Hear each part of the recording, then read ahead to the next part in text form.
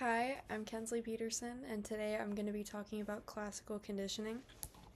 So in my own paper, I wrote about my own personal example, which is I wake up to an alarm every day for school.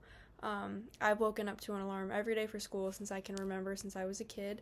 And school itself has always just been a stressor for me, and so what I wrote in my paper is that I wake up to an alarm every morning for school, but school itself stresses me out.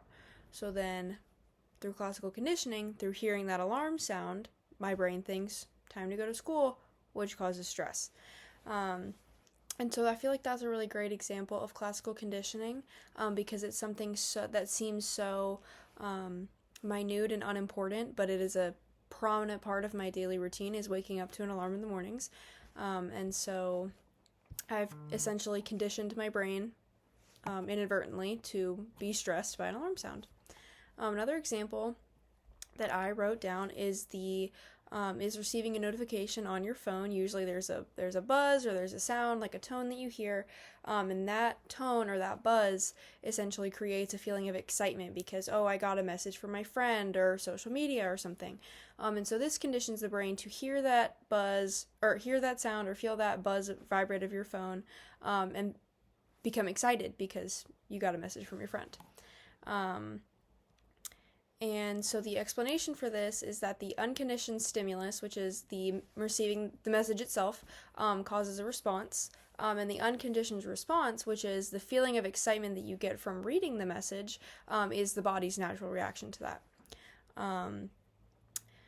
As well, the conditioned stimulus, which is the notification tone or buzz itself, it was originally neutral, but because the brain has become conditioned to become excited by such, it has become associated with the unconditioned stimulus, which is the message. The conditioned response is the excitement from the notification sound. So you hear the sound or you feel the buzz of your phone, and you become excited because of the possibility of what the notification could be. And that is the learned reaction to the conditioned stimulus, which is the notification sound itself. Classical conditioning as a whole, just a basic summary, it is that it is a formed association between two or more separate stimuli, as I stated with both of my examples.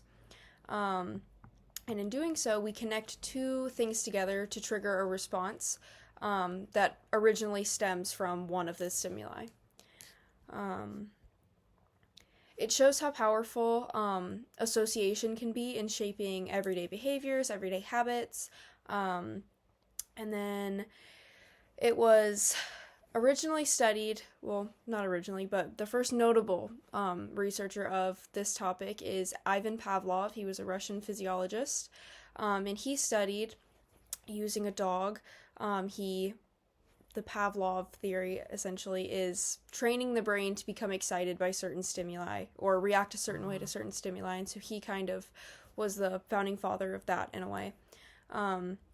And then classical conditioning also shows us that behavior develop over time. Like I said earlier, specific habits develop over time through classical conditioning. A really great example of a way that this could happen would be if you're around people that are doing things or saying certain things all the time, you're probably going to inadvertently pick up those things that they are saying or doing. So if a friend that you hang out with says a certain phrase all the time, you might pick up that phrase just because you're around them all the time. Yes, and so that is my video for classical conditioning.